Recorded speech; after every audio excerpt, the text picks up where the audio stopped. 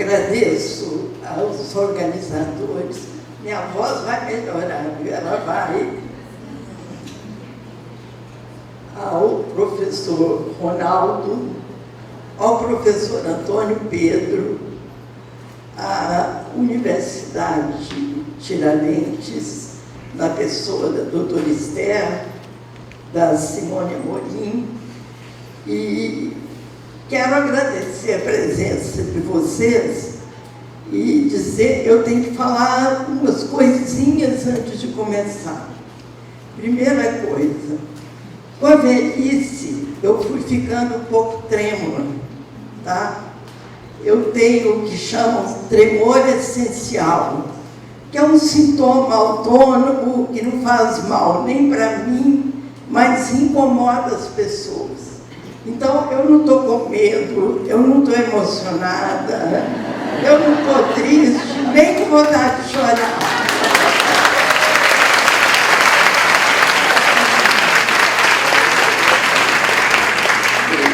Então, é só isso. E a segunda coisa, assim, de repente você fica com medo de não estar à altura das expectativas. E mais com medo ainda eu estou de alguém aqui do meu lado e falar que o tempo acabou. Então, é nesse clima, e eu gostaria que o clima da nossa conferência fosse alguma coisa assim de pessoas todas que estão aprendendo e que o que eu vou falar aqui, se servir para alguma coisa, tudo bem.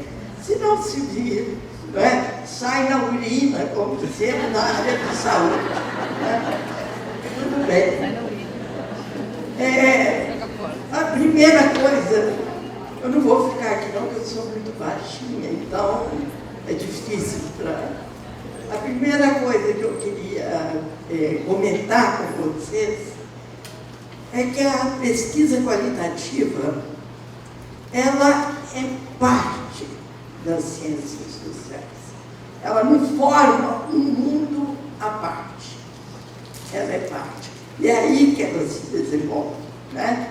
Nós temos toda a área de educação, como foi dito aqui, temos toda a área de saúde, mas o foco, vamos dizer, o nicho, o lugar de onde ela procede, são as ciências sociais e humanas. Né? O segundo ponto é que a pesquisa qualitativa, cada vez mais, serve para um certo borramento das fronteiras disciplinares. A gente, às vezes, não sabe onde parou a antropologia, começou a sociologia, onde parou a comunicação e entrou outra área. Por quê? Porque isso todos os grandes autores, por exemplo, o último livro de Anthony Giddens e de Ulrich, que é Teoria Social Hoje, eles falam sobre isso, né? Primeiramente, uma tendência dentro do campo das ciências sociais e humanas para o humanismo, ou seja, para o qualitativo, né?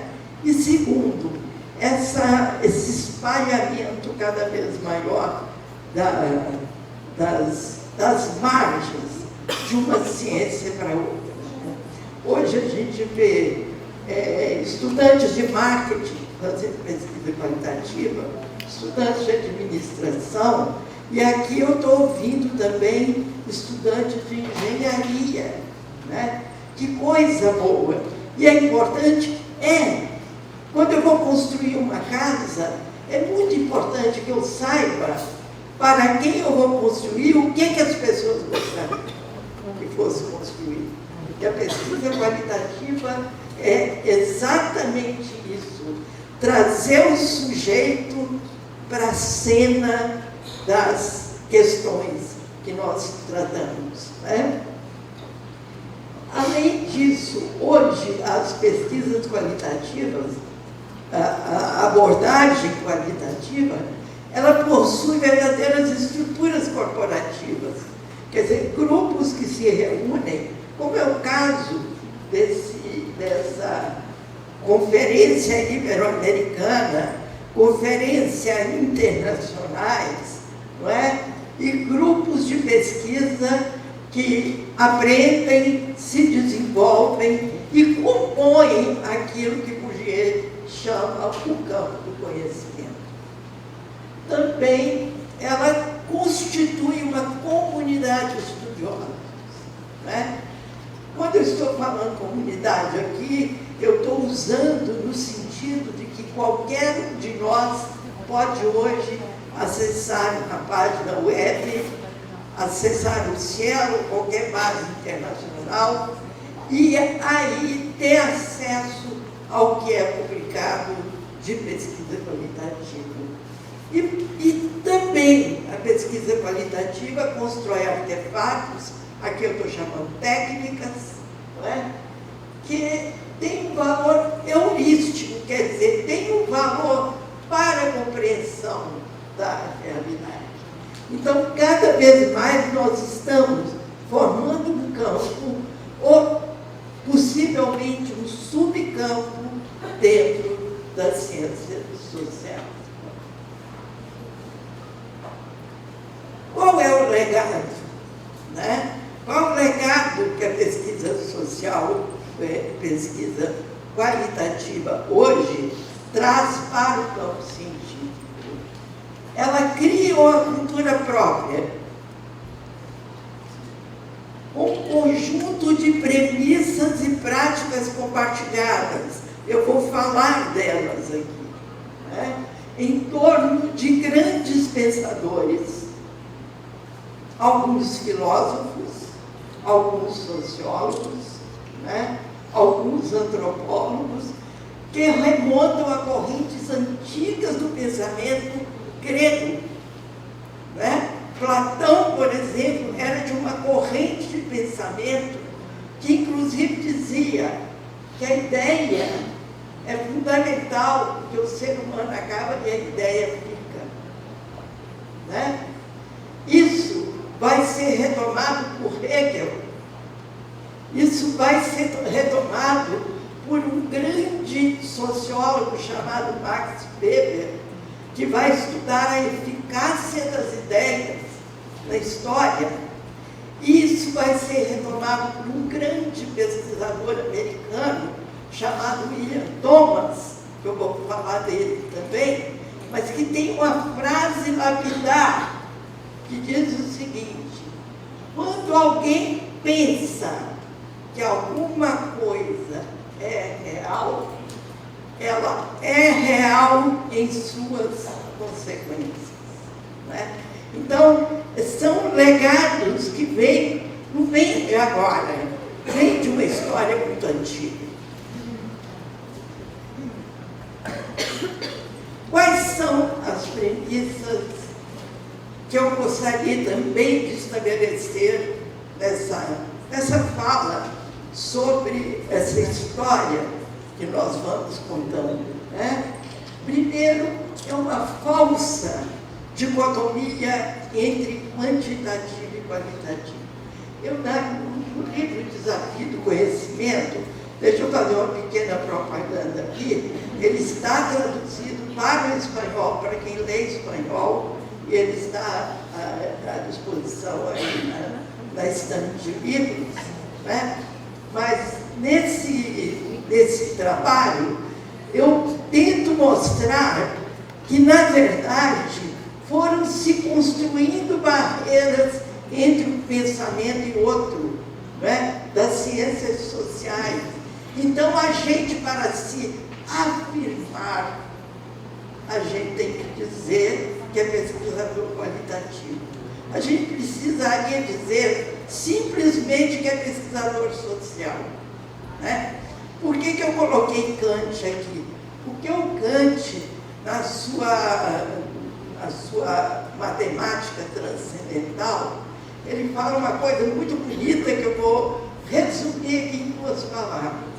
Ele diz assim, ele não está falando nem de gente, ele está dizendo que todas as coisas têm 2 dimensões. uma de quantidade que eu posso contar, que vai até o infinito. Eu posso contar as carteiras, eu posso contar as pessoas, né? E a outra de qualidade ou de intensidade, que é de 1 para 0.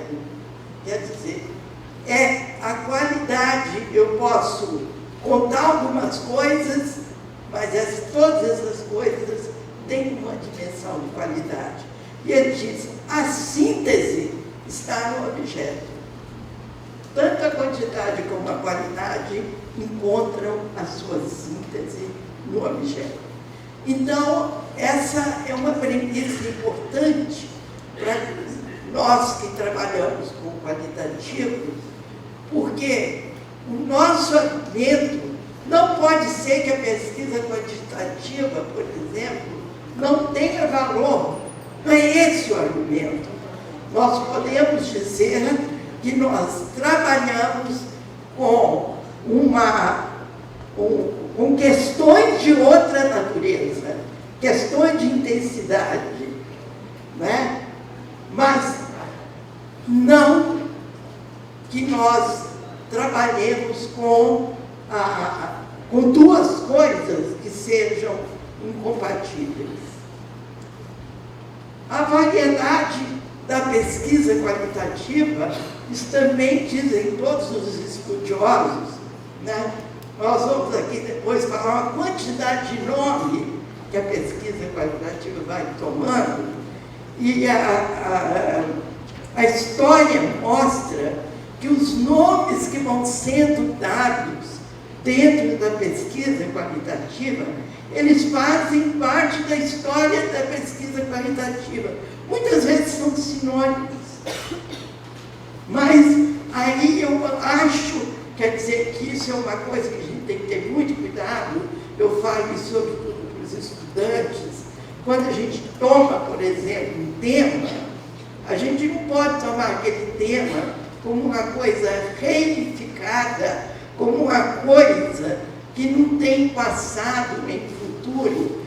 Esse tema, ou esse método, ou essa forma de fazer, ele tem uma história, né? E eu vou chegar, eu espero chegar, se o meu tempo não acabar, né? Mostrando para vocês que todos convergem para determinados pontos, e que é o mais importante, né?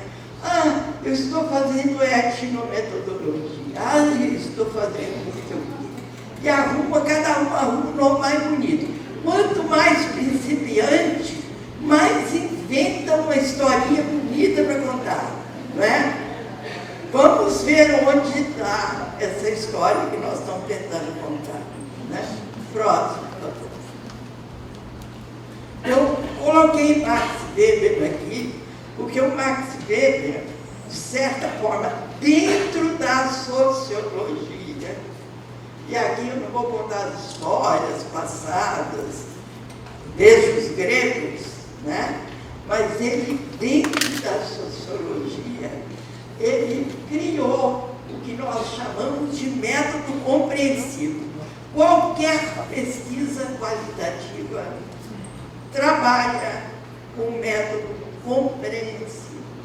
Eu costumo dizer, falo isso para os meus alunos, a palavra mais importante da pesquisa qualitativa é compreensão.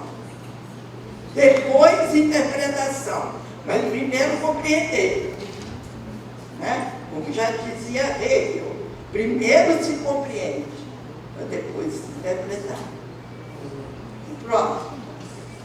Então, desculpe, o Max Weber, no seu, é um trabalho imenso, né? Nós acabamos de falar de um dos trabalhos dele, que falam da eficácia das ideias, que é importantíssimo, mas em todos os trabalhos dele, ele insiste com uma coisa, ele está dialogando com duas grandes figuras.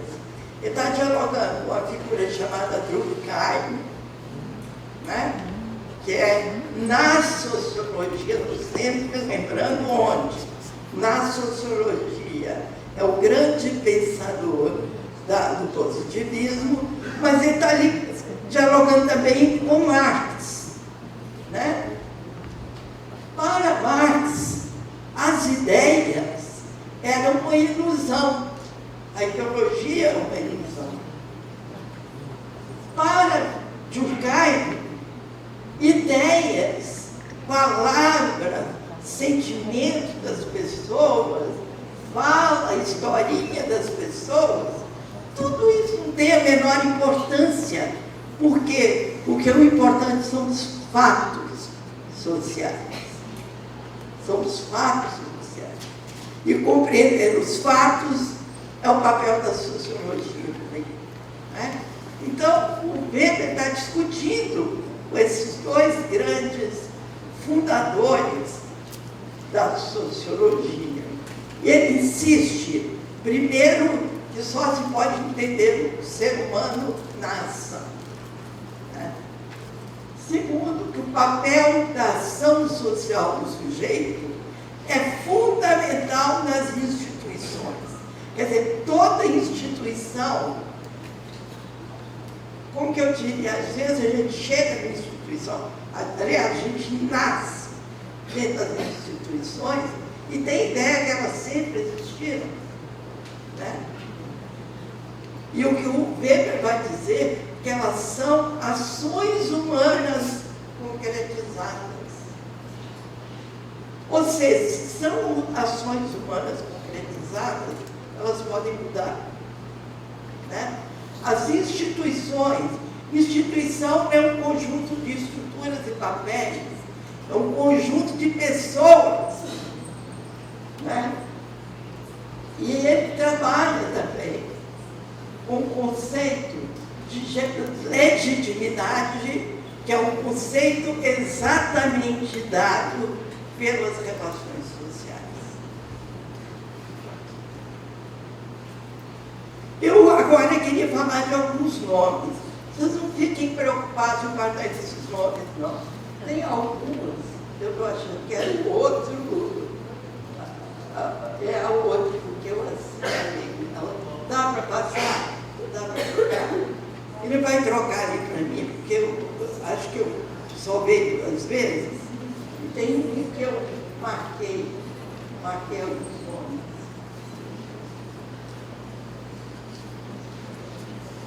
Enquanto ele vai tentando, eu queria dizer o seguinte, que a pesquisa qualitativa, tal qual nós conhecemos hoje, tá? Ela tem um período histórico que vem dos anos 1910. Muitos falam que a origem da pesquisa qualitativa, inclusive, é a guerra, a Primeira Grande Guerra, porque se tinha que analisar e interpretar as mensagens dos inimigos uns para os outros. Né?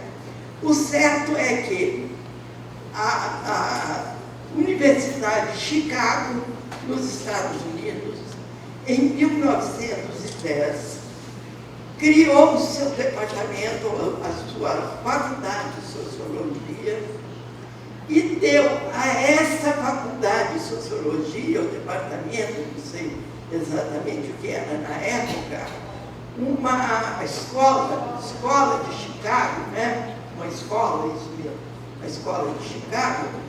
Hoje a escola de Chicago é da economia, viu, gente? Essa economia é dura. Mas naquela época, a escola de Chicago era a grande escola de pesquisa qualitativa que nós vamos encontrar no Achônico, né?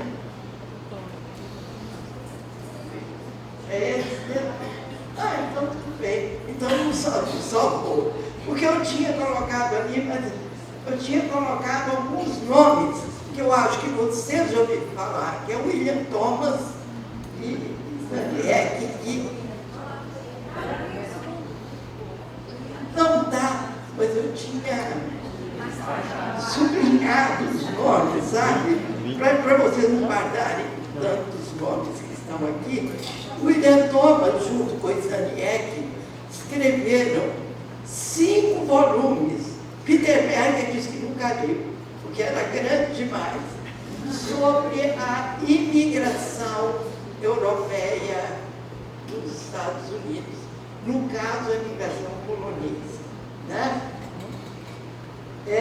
Todos esses autores que estão aqui, eu chamaria atenção para Freidson, Elliot Freidson, quem da área de saúde que nunca viu falar em Elliot Freidson, que trabalhou com as questões de saúde e com a história da saúde pública. Né? Quem nunca ouviu falar no Goffman, estudou as instituições totais. O Goffman, na verdade, era canadense. Ele foi estudar lá e ficou, tá? Fazendo a fama lá da universidade. E quem nunca ouviu falar no Robert Becker, né? No Garfinkel, da etnometodologia, e no Robert Becker, que tem uma transcendência, inclusive seus livros, até hoje. Né? Então, eu diria assim, é uma primeira geração que ela vai se organizando em determinados lugares e depois ela você vai para outros, ou tem outras configurações, como eu vou mostrar aqui. O que eu queria contar para vocês é que na década de 30, a escola de Chicago teve uma decadência muito grande. Por quê? Porque começaram os estudos quantitativos. E aí, teve um estudante que eu tenho esse nome, eu tenho escrito em algum lugar, mas eu não me lembrei de uma tese de doutorado de um aluno dessa escola, que o que fez? Ele fez uma pesquisa qualitativa e uma pesquisa quantitativa sobre o mesmo tema. E aí ele concluiu que a pesquisa, os resultados não diferiam. A pesquisa qualitativa era muito mais complicada para fazer, dava muito mais trabalho, exigia conversar com as pessoas, tá? E não tinha muita repercussão. E ele ainda fala uma frase terrível, muita gente lembra desse nome depois, tá? Ele fala uma frase terrível, que muitas vezes as pesquisas qualitativas parecem um jornalismo mal feito. Tá? Bem, esse sujeito, que eu não estou lembrando o nome, vamos chamar de sujeito, ele foi contratado pela Universidade de Colômbia, que na época fazia concorrência. A Universidade de Colômbia fica em Nova York, tá?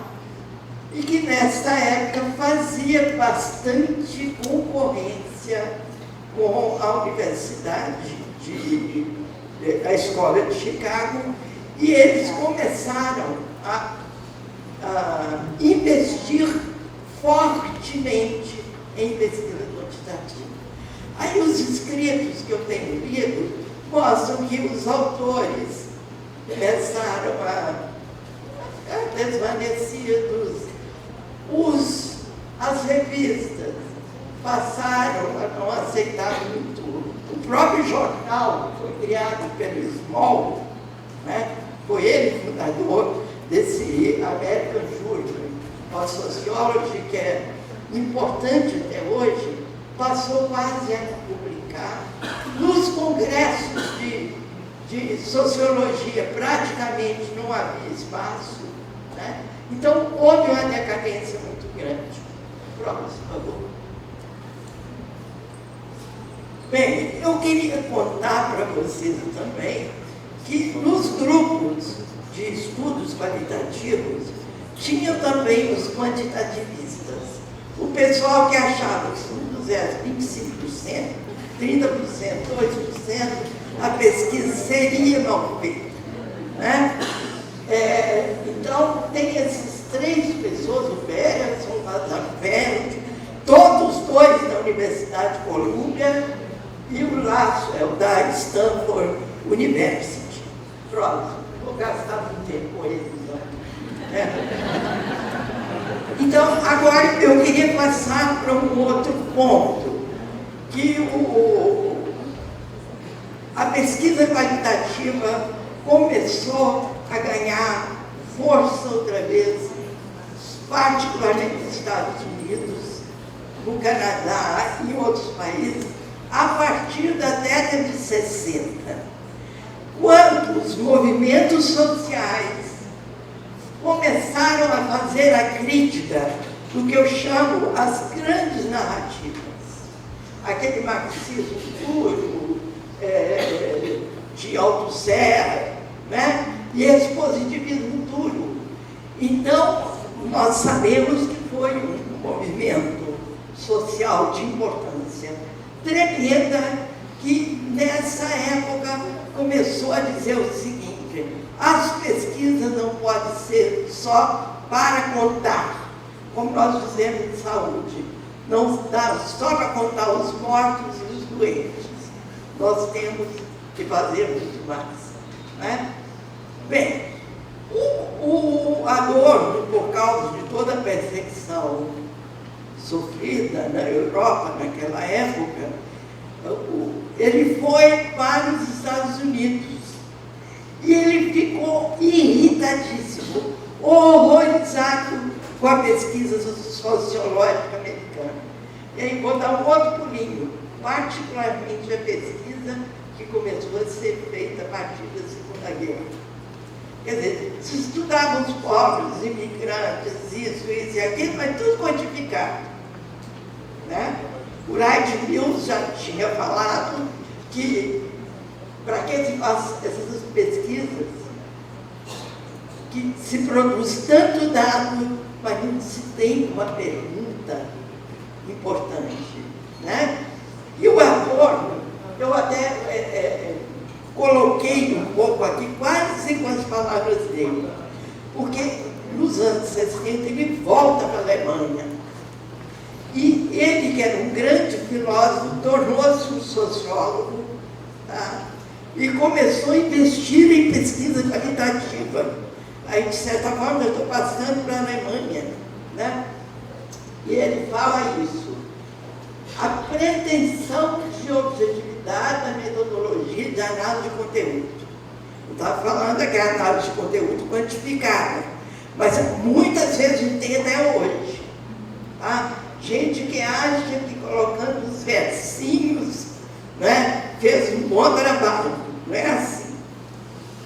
Como era aplicada, diz ele, se tornar uma operação de quantificação dos elementos deduzidos das coletas de dados, transformados em categorias de análise, depois submetidos a testes de confirmação de regularidades como critério de generalização. Olha, o termo regularidade é o termo mais próprio para o positivismo, né? Então ele diz, era uma pesquisa que não interpretava e que não criticava. Pronto. Nos tempos mais atuais, ainda falando dos Estados Unidos, né, todos nós conhecemos essas pessoas. Gostaria de lembrar Alfred Schutz, que também foi para os Estados Unidos por causa da guerra, e aí é interessante, está na Universidade de Colômbia, e é na Universidade de Colômbia que ele desenvolve a fenomenologia sociológica, que é o estudo cotidiano, que é muito bonita, que é fundamental, os livros dele, assim, se alguém quer aprofundar a pesquisa qualitativa, os livros dele são fundamentais, né? Ele tem uma coleção que eu guardo, assim, com aquele carinho, né? Com os qual eu guardo meus livros em papel, chamado Collected Papers, né? Em que são vários volumes em que todo o pensamento dele vai sendo ali colocado. Nós temos Peter Berg e Thomas Luckmann, que escreveram aquele livro A Construção Social da Realidade, que muita gente leu e deve ler, porque também é muito simples de ler, e que está mostrando, né? Eu estou saindo assim da técnica da pesquisa qualitativa para mostrar esse mundo no qual, né, nós estamos. O Clifford Geertz, que está aí, né, olha, morreu agora com 93 anos. Morreu, acho que em 2011. Acho que é. Se eu não me engano, eu posso estar trocando, mas acho que é ele. Né? Que a interpretação das culturas e muitos outros livros que ele escreveu, que são livros fundamentais, e são autores seminais. Quer dizer, são autores, seminal aqui eu estou falando no sentido, que lança semente, que ajuda a gente a entender, que ajuda a gente a caminhar e ir para frente. Coloquei aqui a Mary Douglas.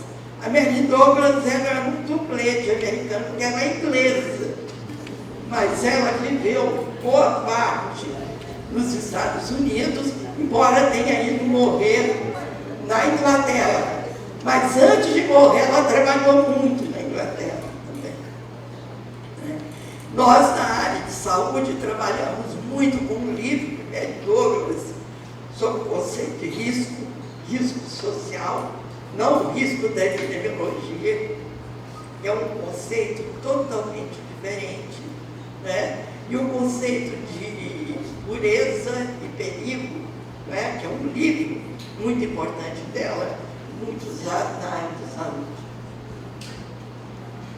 Eu coloquei aqui três países, viu, para a gente continuar. Na França, né? Alain Touraine, embora eu acho, eu não sei, eu acho que ele não fez aquela pesquisa qualitativa de campo que nós vamos e fazemos, mas ele trabalhou com o conceito da volta do ator, que tinha sumido por causa da imensidade das pesquisas quantitativas, né? Então, ele é muito importante.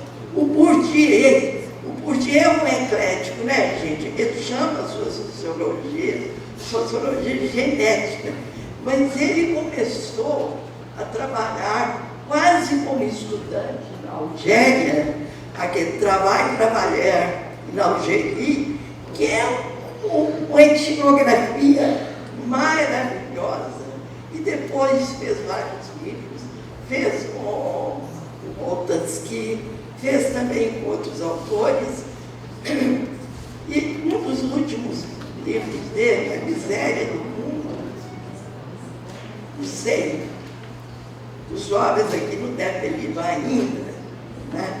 É um livro imenso, e o que me chama a atenção naquele livro é que quase não tem teoria, ele deixa o povo falar, deixa o povo. Está traduzido, eu sei. Tem chama Miséria do Mundo. Né? Lembro do Michel Papezoli, que é a sociologia da vida cotidiana, que está aí ainda, trabalhando até hoje. O Jean Vallée, que trabalha com a etnobiografia. O Boltanski, que fez um livro maravilhoso para nós na área de saúde, que são as classes sociais do corpo, né? Em que ele analisa concretamente a fala das pessoas sobre o corpo. Né? E eu coloquei França, Rússia, Brasil, que eu estou falando em geral ainda, depois vou pegar saúde e educação. Tá? O Bakhtin, porque, embora o Bakhtin seja sociólogo, antropólogo, e olha, já mostrou 10 minutos, aliás,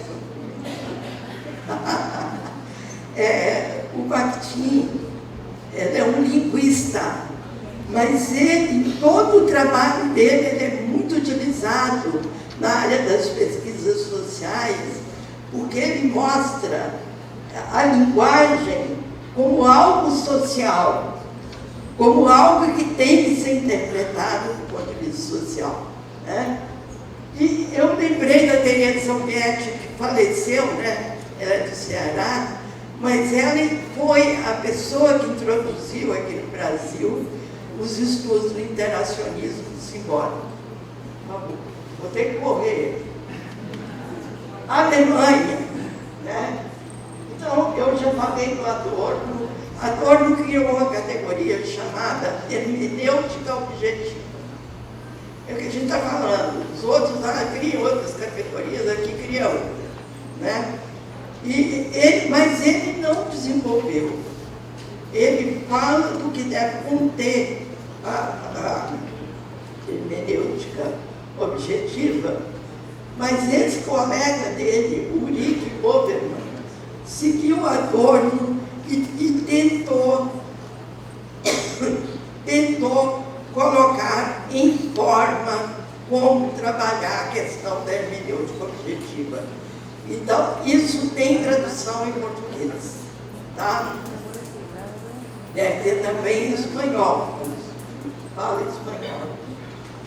O Habermas, que criou o conceito de hermenêutica dialética na discussão com Gadamer, né? Que é um grande hermeneuta alemão, né? E ele discutia com Gadamer dizendo: tudo que é possível compreender é possível criticar, né? Mais ou menos na linha do Adorno, mas criou um outro nome, né? E o Walter Benjamin, que eu diria assim que é fundamental, ele tem um livro chamado Narrador, né? As obras completas traduzidas aqui no Brasil tem, em que ele introduz a questão da narrativa da pesquisa social. Na Inglaterra, eu lembrei esses dois nomes, Thompson, que avançou na história oral, particularmente a história oral da classe trabalhadora, né? E eu lembrei do Norbert Elias, que de nascimento é alemão, mas também viveu na Inglaterra, né? Que trabalha com a história oral da vida privada, e do Giddens, né? Que também não tem muito esse trabalho empírico nosso, mas é um trabalho de análise qualitativa, por exemplo, sobre emoções, sobre suicídio e etc. Próximo, por favor. Pesquisa qualitativa em saúde, eu elenquei aqui alguns autores que o pessoal da saúde já deve ter ouvido falar. Arthur Kleinman, que distingue doença e disease e... me fala. É uma distinção que os americanos fazem entre sentir-se doente e estar doente. Ele trabalha muito bem isso, é um livro de cabeceira para nós. Leon Azevedo trabalha com ele, Byron Wood também. No Canadá, Ellen Corin, Gilles Pipot. Eu coloquei, viu, não salvou aqui, a Janice Morse, que trabalha, ela é uma enfermeira do Canadá, que é uma verdadeira missionária da pesquisa qualitativa, não é? Então, não salvou, mas eu estou salvando, tá? Na França, Claudine Reslich, que tem uma publicação muito grande sobre as questões de saúde, esse Hubert Lemonnier, que estuda também as questões de saúde, ele é um antropólogo, e no México, Eduardo Menendez. Eu quero fazer homenagem a ele, porque eu acho que ele é um ícone da área de saúde desse campo.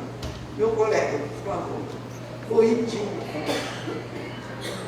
Os brasileiros, eu coloquei alguns de saúde e educação. Eu já tinha colocado o seu nome, viu Menga? Então, eu também tinha colocado duas coisas que não aparecem ali, que eu tive dúvida, depois coloquei. Primeiro é o Paulo Freire, porque o Paulo Freire tem um texto muito importante, que é método alternativo a partir da ação, né?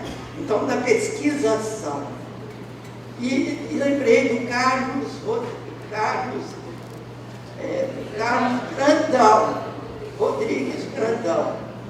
Rodrigues Brandão, que também trabalhou muito com a pesquisa participante. Embora hoje não dá tempo, existe uma crítica bastante forte sobre esses tipos de pesquisa, não porque elas trabalham diretamente com o povo, mas é porque elas são muito mais militância do que ciência. Mas eu acho que a gente tem que colocar essas pessoas, né?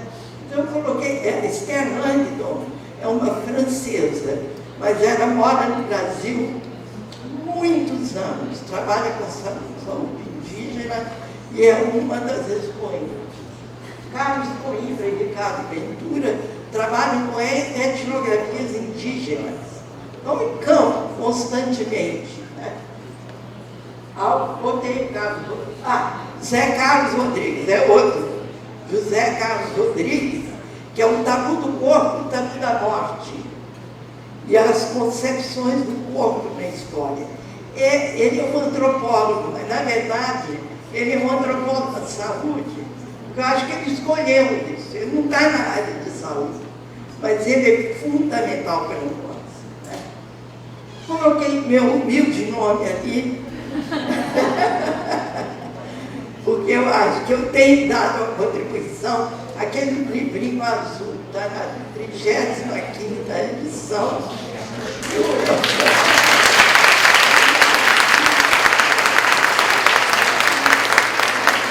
O Desafio de Conhecimento está na 13ª. Ambos têm tradução para o espanhol, estão as obras. A nossa amiga Lúdia, que eu cito no meu livro Desafio de Conhecimento, desde o início, li seus trabalhos. E Michel de Holanda, que eu acho que também é uma figura importante, que tenta trazer a pesquisação para o campo científico. Próximo. Quais são as modalidades de pesquisa que, em geral, a gente encontra? Pode ter mais do que isso aqui, viu, gente?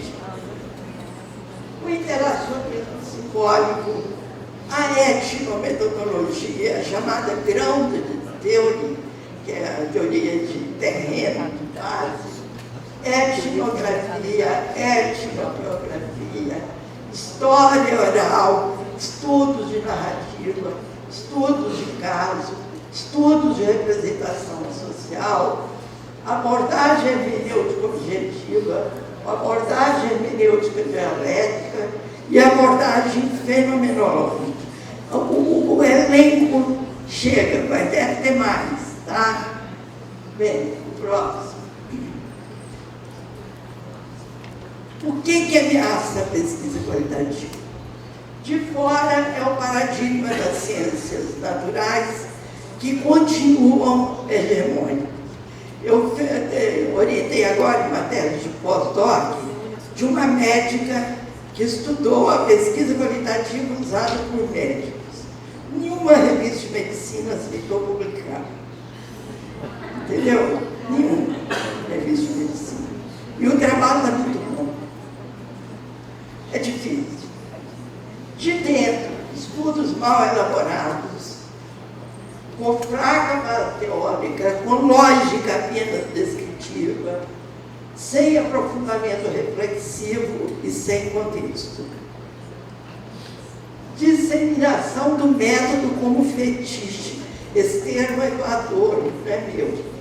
O Adorno fala que muitas vezes as pessoas acham que usando o método tudo está bonitinho, tudo está científico, tudo está certo.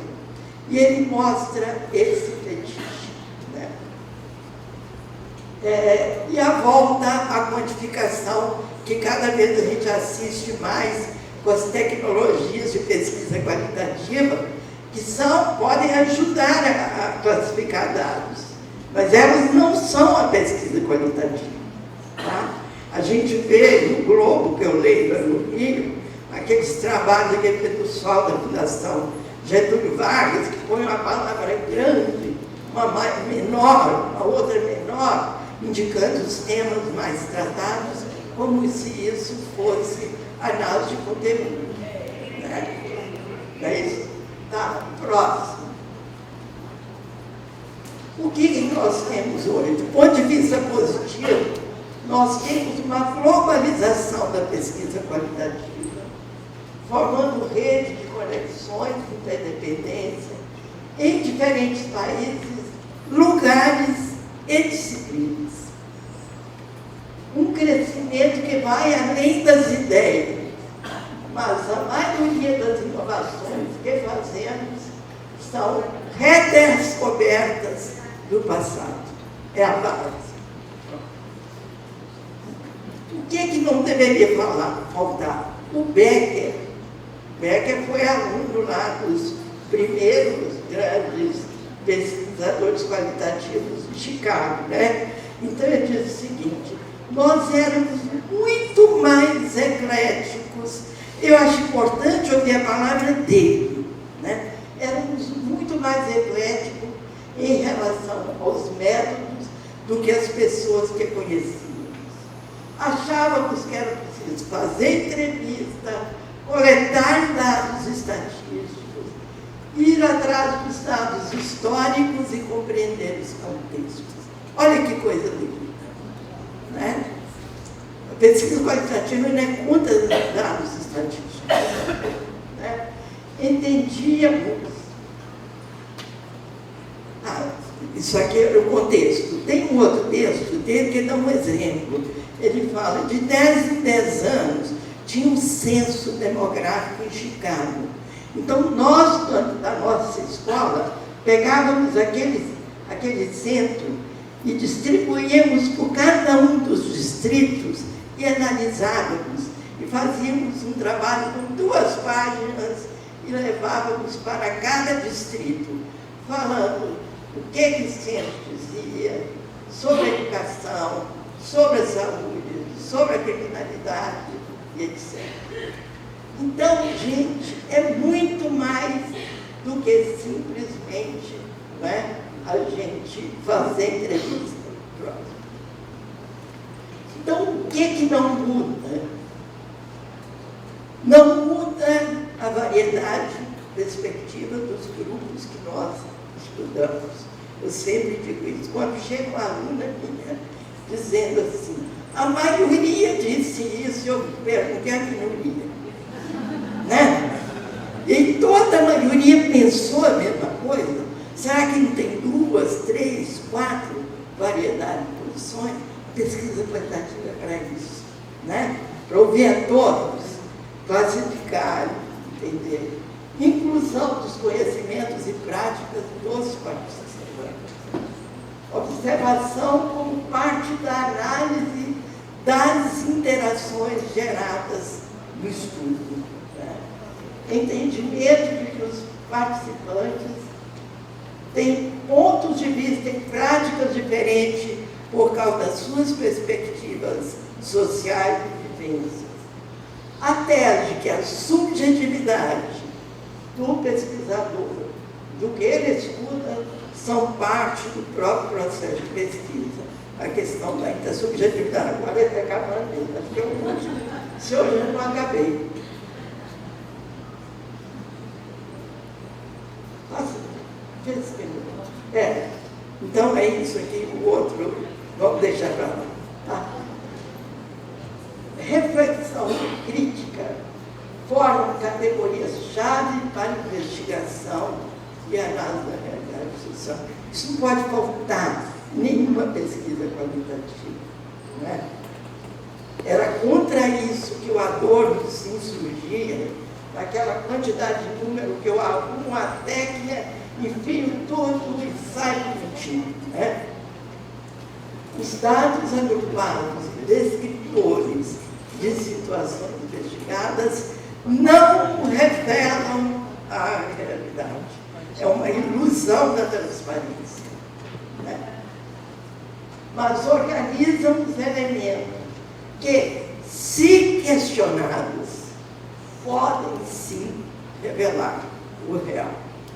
Então, eu termino agora, acabei mesmo, desculpa, viu, minha mentora, queria chamar a atenção para isso, que o foco da pesquisa qualitativa, seja de que natureza for, de que espécie for, interacionismo simbólico, etnometodologia, história oral, isso, aquilo. O foco é compreender, compreender, compreender. Interpretar dentro do contexto. E sempre dentro de uma reflexão que venha acompanhada de crítica e de contexto. Obrigada, gente.